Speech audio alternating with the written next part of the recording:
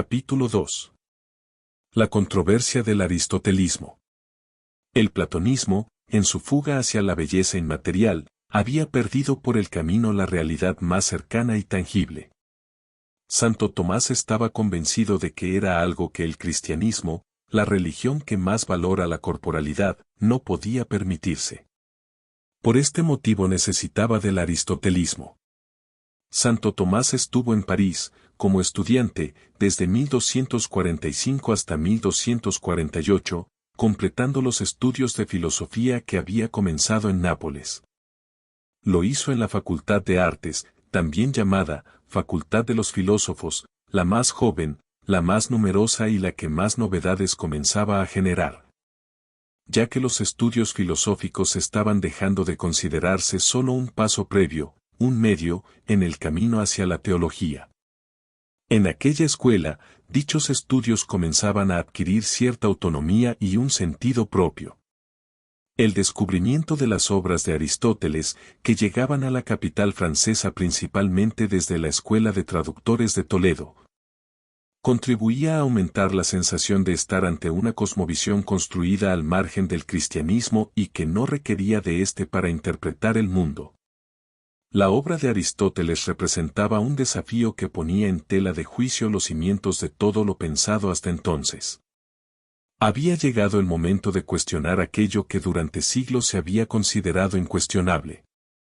En 1248, San Alberto Magno, maestro de Santo Tomás, fue trasladado a Colonia, donde acababa de inaugurarse una nueva universidad. Decidió llevar consigo a su mejor alumno.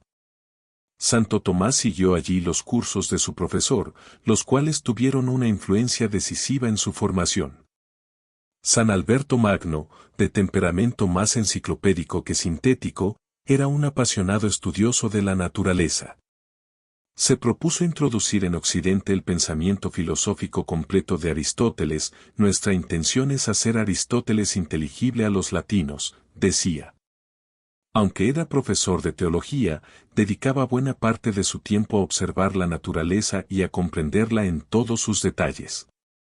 Así, estudió desde los hábitos alimentarios de las anguilas hasta los tipos de frutas y hojas, realizó experimentos sobre el sonido, la propagación de las ondas sonoras, la reflexión de la luz y el magnetismo.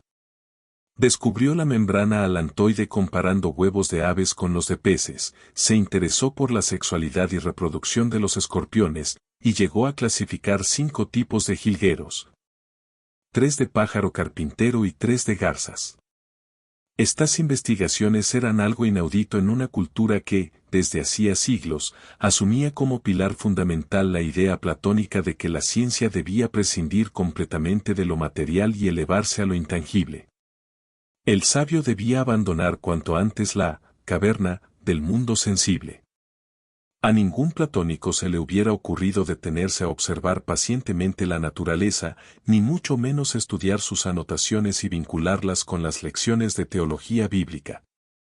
La obra de San Alberto Magno contradecía por completo esta visión. Entre sus escritos científicos destacan el libro de los minerales, el libro de los animales y el libro de los vegetales y las plantas.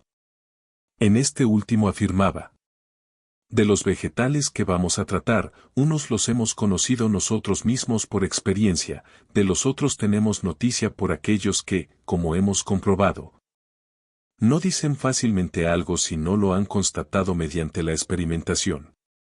Pues no se pueden hacer silogismos sobre naturalezas concretas, de las que únicamente la experiencia proporciona certeza. Esta precisión metodológica era crucial en un pensador que alternaba estudios de la naturaleza con especulaciones teológicas y comentarios bíblicos.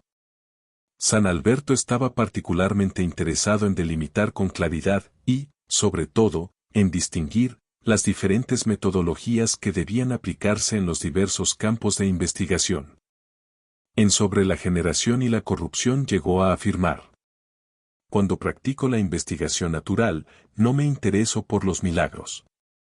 No es difícil imaginar la profunda conmoción que estas enseñanzas causaron en el joven Tomás, quien, ya desde su estancia en Nápoles, Comenzaba a intuir las limitaciones del platonismo y a desconfiar de una cultura volcada unilateralmente hacia lo inmaterial.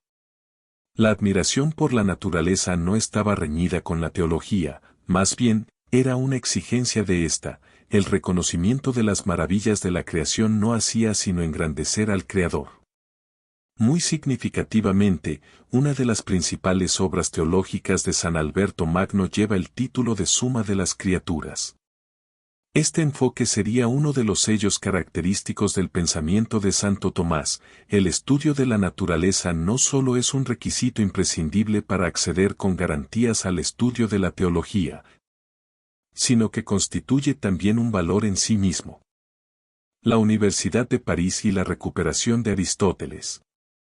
A finales del año 1251.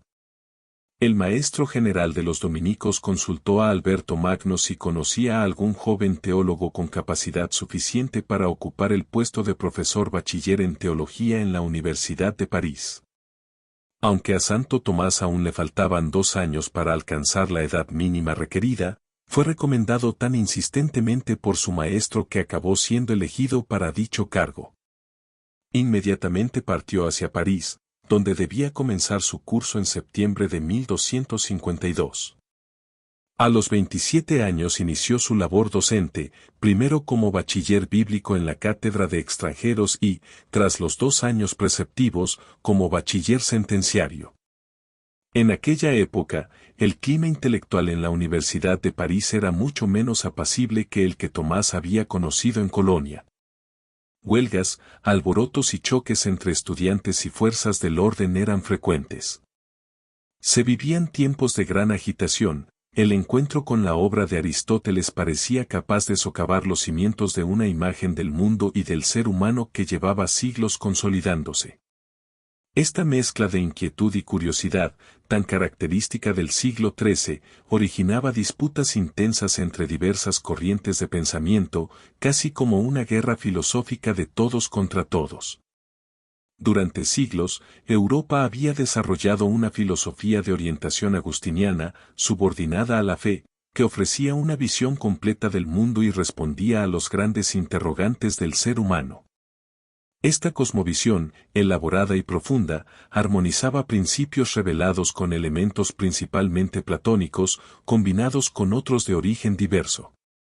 En los ámbitos religiosos se hablaba de nuestra filosofía, una disciplina no independiente, sino plenamente integrada a la fe. Todo esto se veía amenazado. El reencuentro con Aristóteles generó 2 grandes actitudes. Por un lado, quienes defendían la necesidad de abrirse a la nueva teoría de la realidad propuesta por el filósofo griego, por otro, quienes, preocupados por el posible efecto devastador de esa cosmovisión sobre la cultura cristiana agustiniana, manifestaban su rechazo. A menudo, ambas posturas coexistían en una misma persona. Así, la historia de la filosofía en el siglo XIII es, en buena medida, la historia de un Aristóteles prohibido pero estudiado, temido pero deseado. En la Universidad de París, por ejemplo, tras la prohibición de enseñar públicamente las doctrinas físicas de Aristóteles, se aprobó una bula que eximía a ciertos maestros de dicha prohibición. Las advertencias y restricciones se sucedían, aunque sin mucha convicción. Cuando Tomás llegó a París como bachiller, la prohibición seguía vigente, pero el currículo de la Facultad de Artes era íntegramente aristotélico, y se estudiaban todas las obras conocidas del Estagirita. La Universidad de Toulouse, por su parte, aprovechaba la vigente prohibición en París como estrategia publicitaria, afirmaba que allí sí era posible estudiar los libros naturales prohibidos en la capital. Para todo aquel que desee penetrar más profundamente en los secretos de la naturaleza.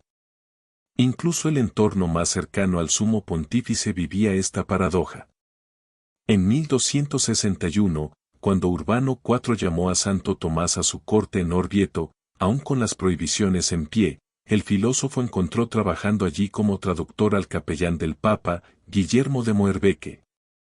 Un dominico flamenco cuya ocupación principal era, precisamente, la traducción al latín de las obras de Aristóteles. En defensa del culto a Dios y de la religión. La primera gran controversia en la que Santo Tomás se vio envuelto, recién llegado a París, no estuvo relacionada con cuestiones doctrinales, sino que fue consecuencia, en realidad, de las luchas intestinas por el poder universitario.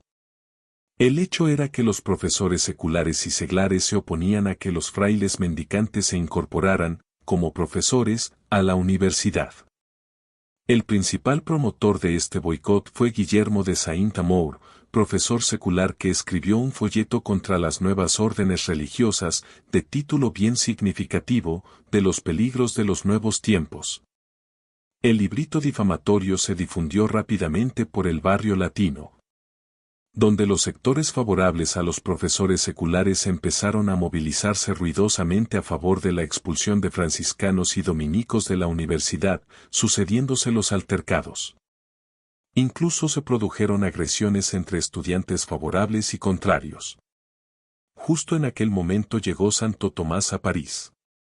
Su primer inicio de curso tuvo lugar con el recinto universitario acordonado por los arqueros del rey.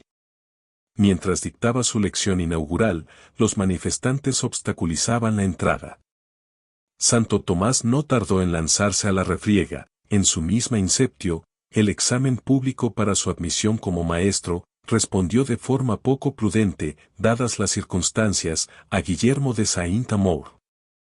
También redactó un opúsculo sobre la cuestión, contra impugnantes de Cultum et Religionem.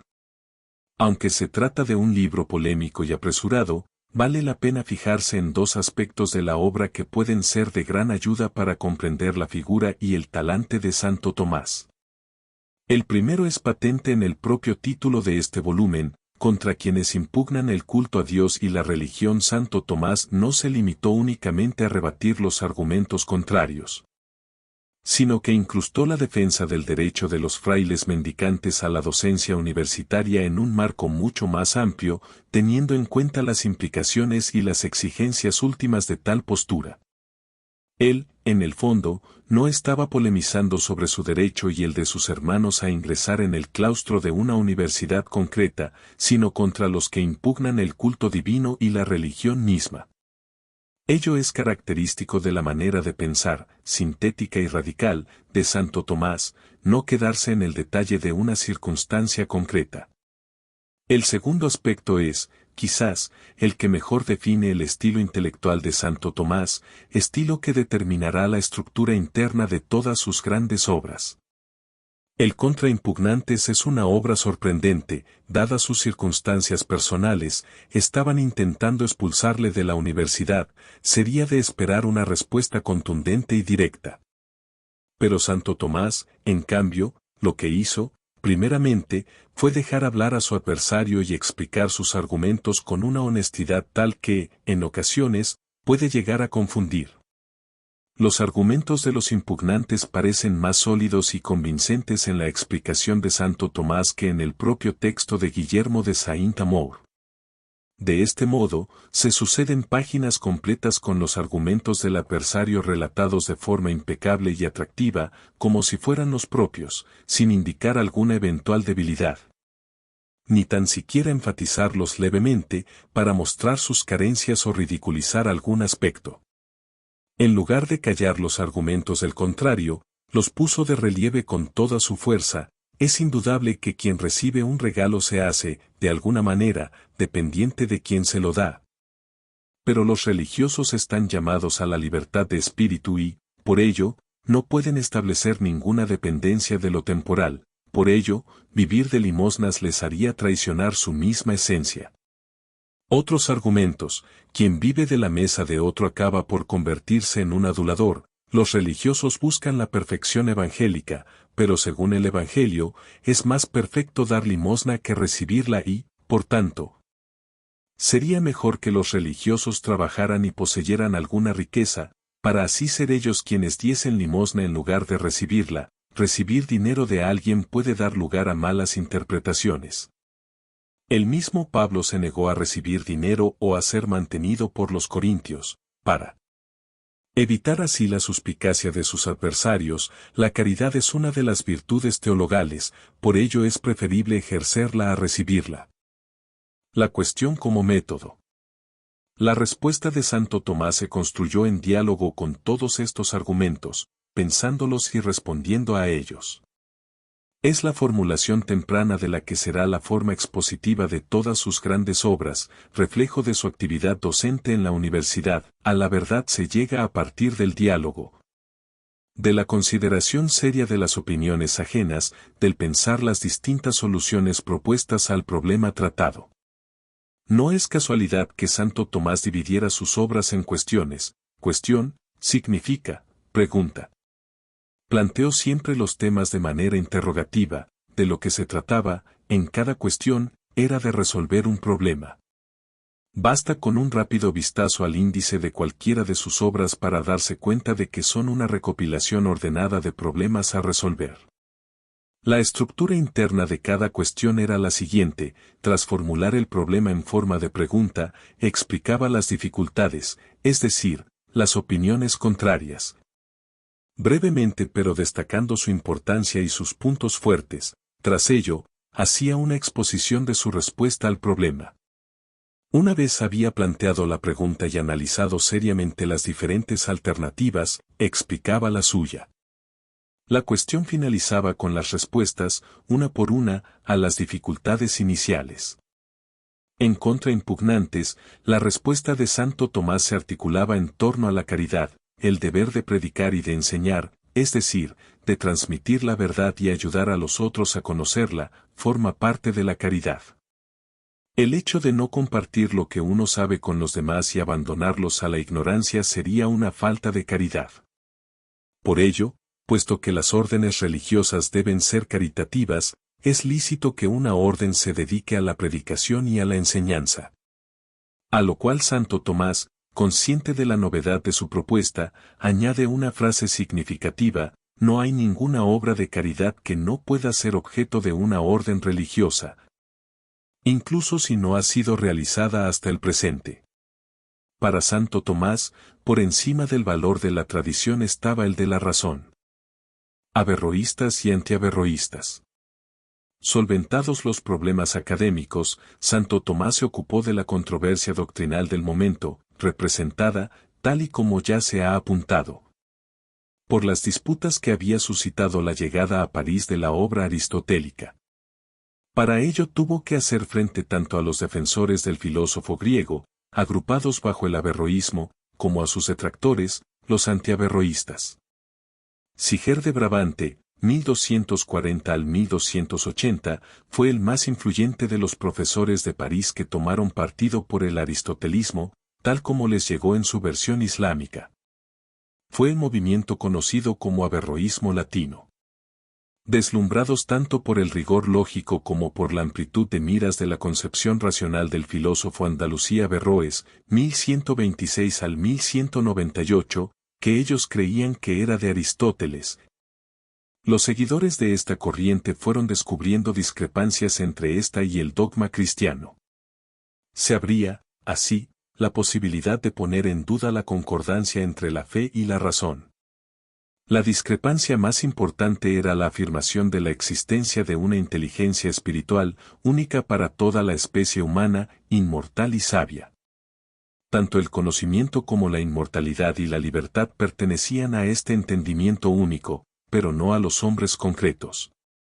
De esta manera, ni el pensamiento, ni el libre albedrío, ni la inmortalidad, eran personales, sino de la especie humana considerada globalmente.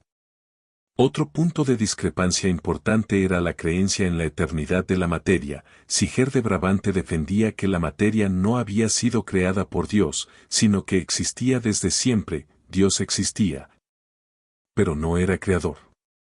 Por su parte, los pensadores franciscanos, cuyos representantes más importantes fueron el místico franciscano San Buenaventura y el teólogo inglés, también franciscano, John Peckham, 1230 al 1292, percibieron la penetración del aristotelismo como una amenaza para la cultura cristiana y, por ello, la combatieron intelectualmente tanto en las aulas como en las disputas públicas y en sus escritos.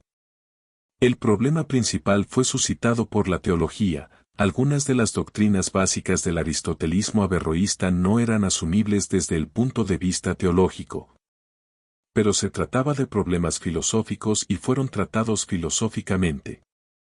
En este sentido, el hecho de que en el siglo XIII la filosofía estuviera al servicio de la teología, lejos de recortarla o paralizarla, la sacó de su letargo, la estimuló y la obligó a abrirse a nuevos problemas.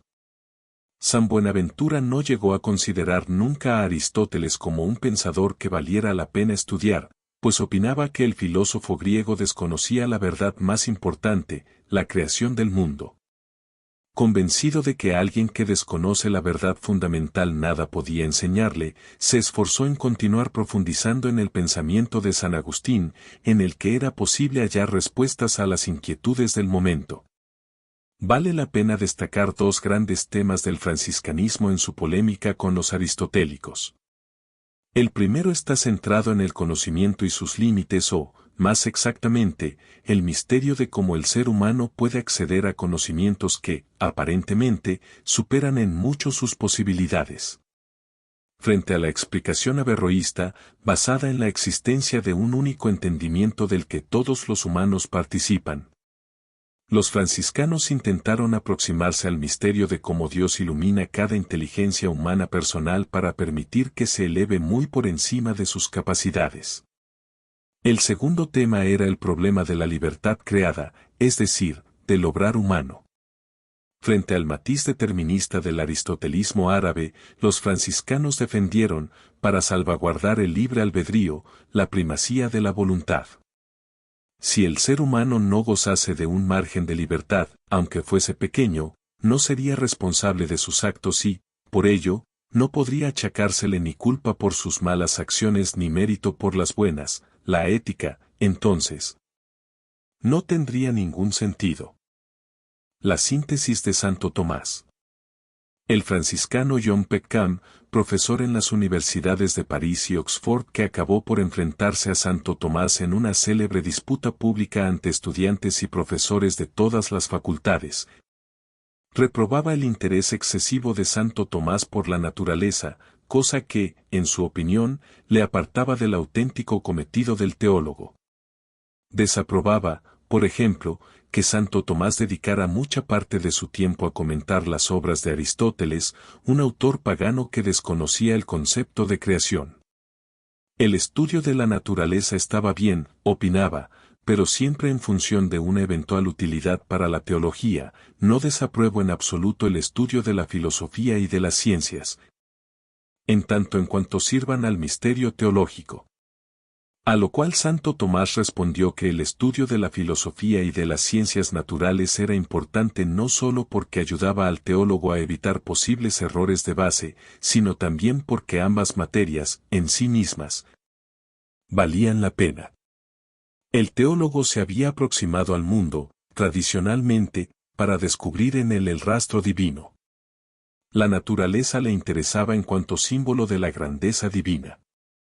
Santo Tomás, sin renunciar ni perder nada de este acercamiento teológico, reivindicaba la importancia de otro acercamiento puramente natural, que considerase las cosas no en cuanto símbolo, sino en sí mismas.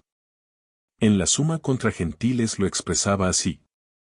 Y he aquí cómo el filósofo considera acerca de las criaturas unas cosas, y otras el teólogo, porque el filósofo las considera en su propia naturaleza, como ocurre con el hecho de que el fuego vaya hacia arriba. El teólogo, sin embargo, no toma el fuego como tal, sino en tanto en él se expresa la grandeza de Dios. Por ello, la opción de Santo Tomás por el aristotelismo debe entenderse no como una resta sino como una suma. En su opinión, Aristóteles no iba contra San Agustín, sino que venía a completar justamente aquello que a éste le faltaba, reconocer el valor de la corporalidad. Quizá la caracterización más exacta de Santo Tomás sea la de un pensador profundamente agustiniano que elabora una síntesis teológico-filosófica original en la que integra el pensamiento de Aristóteles. No en vano, los autores más citados por Santo Tomás en sus obras, con mucha diferencia, son San Agustín y Aristóteles, por este orden. La intuición genial de Santo Tomás fue que tanto averroístas como antiaverroístas se equivocaban, cuando Siger de Brabante creía estar defendiendo a Aristóteles, a quien en realidad defendía era a Averroes. Y las tesis contrarias a la fe que San Buenaventura y sus seguidores combatían pensando que combatían a Aristóteles, no eran en realidad de este último sino de Averroes. Para Santo Tomás, el auténtico Aristóteles era compatible con el cristianismo. El enorme esfuerzo especulativo y de síntesis que llevó a cabo Tomás de Aquino nacía de la siguiente convicción: no solo es posible armonizar la filosofía aristotélica con la fe, sino que es imprescindible. La filosofía cristiana había sido, a lo largo de toda la Edad Media, platónica. Por ello, aunque en formulaciones bien distintas, siempre acusaba el mismo déficit, connatural al platonismo: no apreciar suficiente la naturaleza, no ser capaz de reconocer el valor y la dignidad de la realidad material. Tal y como lo veía Santo Tomás, la filosofía de Platón proponía deshacernos del mundo sensible y elevarnos hacia formas inmateriales. Pero esta tendencia hacia la utopía se realizaba a costa de minusvalorar la materia. Era una deserción del mundo real. Y era una pérdida que el cristianismo no podía permitirse. Desde sus tiempos de estudiante en Colonia, Santo Tomás estaba convencido de que, en cualquier orden, el desprecio hacia lo inferior minimizaba la perfección de lo superior. La alabanza al Creador no pasaba por empequeñecer o desvalorizar su obra, sino todo lo contrario. Es por ello que la opción por la naturaleza material que representaba el aristotelismo fue asumida, casi, como una exigencia de su condición de teólogo. En este sentido, el novelista británico G.K. Chesterton llegó a sostener que Santo Tomás hizo al cristianismo más cristiano haciéndolo más aristotélico. No puede perderse de vista que el cristianismo, para escándalo de musulmanes y judíos, es la religión de un Dios que se hizo hombre, que asumió la naturaleza material. Por ello, justamente por su condición de teólogo cristiano, Santo Tomás asumió la filosofía de la naturaleza de Aristóteles prácticamente al completo, tomando los conceptos físicos que halló en ella como herramientas válidas para adentrarse en los ámbitos de la metafísica y la teología. Potencia y acto, sustancia y accidentes, materia y forma, conceptos nacidos en la física del pensador griego que se convirtieron en piezas claves de la teología de Santo Tomás. Tomó, también, de Aristóteles, la explicación del cambio, la teoría de las categorías o modos de ser, la teoría de las cuatro causas, el carácter teleológico de la naturaleza y muy buena parte de su teoría del conocimiento. Pero se trató de un aristotelismo quizá más instrumental que real, pues Santo Tomás introdujo en su síntesis algunos elementos fundamentales totalmente ajenos al pensamiento aristotélico, algunos tomados de San Agustín y de los neoplatónicos de los siglos VB, Proclo y Dionisio Areopagita, como el concepto de participación y los grados de ser, otros de Avicena. 980 al 1037, como la distinción de esencia y existencia, y otros totalmente originales, como su teoría del ser como actus essendi. Todos estos temas serán tratados en detalle en los capítulos siguientes. Sirviéndose de la terminología aristotélica, Santo Tomás sostuvo que el ser es a la sustancia lo mismo que el acto a la potencia. Como se verá en el capítulo 3, la incorporación de tales principios le permitió abrir los esquemas físicos aristotélicos a problemas absolutamente nuevos, como la creación y el carácter contingente del ente creado. De este modo, la teología cristiana encontró una teoría filosófica sobre la realidad más acorde con su naturaleza. El mundo es creado y, por ello, es contingente. Existe, pero podría no existir. El cristiano sabe que la existencia es un regalo de Dios. Por eso, la contingencia es, justamente, el rasgo que mejor define la condición de lo creado. El ser no le pertenece naturalmente, sino que lo posee como prestado. Para Santo Tomás, intentamos aferrarnos a la existencia, conscientes de que existimos, pero podríamos no existir. Aristóteles había considerado que la ciencia debía tratar de lo que es universal y necesario. La gran novedad de Santo Tomás fue que quiso llevar a cabo algo aristotélicamente inconcebible, hacer ciencia de la contingencia. Aristotelismo cristiano. Habitualmente, el pensamiento de Santo Tomás es etiquetado como aristotelismo cristiano, pero es conveniente matizar la literalidad de este calificativo. No debe interpretarse como si Santo Tomás, simplemente, hubiera tomado la filosofía aristotélica y la religión cristiana y las hubiera unido sin más. Si hubiera hecho tal cosa, no merecería, desde luego, el lugar que ocupa en la historia de la filosofía. El concepto de creación, extraño al pensamiento griego, que Santo Tomás situó en el centro mismo de su filosofía, le obligó a reconsiderar los principios básicos del aristotelismo e inscribirlos en una teoría que transformó conceptualmente los tres grandes temas de la metafísica, el Dios, el mundo y el yo. Una filosofía que acepta la creación son impensables desde el aristotelismo. Para Santo Tomás, el ser humano y el mundo en que éste habita son existentes con un ser recibido de Dios. Tal planteamiento revolucionó las nociones de ser humano, de mundo y de Dios. En tanto que la creación es, para el cristianismo, un acto totalmente gratuito y libre de un Dios que conoce y ama a sus criaturas. El Dios de Santo Tomás no era ya un ente ciego e impersonal donde se iniciaba un proceso necesario, un primer motor inmóvil sin más, una suprema condición teórica o una ley cósmica, sino que era un ser personal, libre y capaz de amar. No era un algo sino un alguien. Un tú que tenía interés por cada uno de los seres humanos y que se comunicaba directamente con ellos. El Dios de Santo Tomás era interlocutor primero. Y, por ello mismo, el ser humano adquirió la dignidad de alguien que ha sido llamado a la existencia porque el propio Dios lo conocía y lo amaba ya antes de existir. Santo Tomás demostraba que cada ser humano es importante, pues Dios le ha querido regalar la existencia personalmente a él. Cada ser humano es infinitamente valioso e insustituible, pues no es fruto del azar, ni el eslabón de un proceso necesario, sino que existe porque Dios quiere que exista.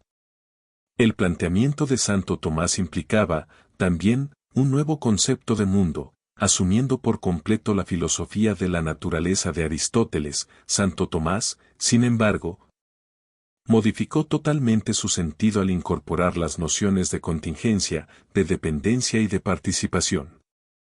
El mundo, en tanto que creado, respondía a un plan inteligente e inteligible. Para Santo Tomás, en primer lugar, la materia no ha existido siempre. Únicamente Dios es eterno, las criaturas existen, pero podrían no existir. En segundo lugar, a diferencia del aristotélico, el universo tomista no es autosuficiente, el hecho mismo de la contingencia significa que es dependiente, puesto que existe, pero podría no existir.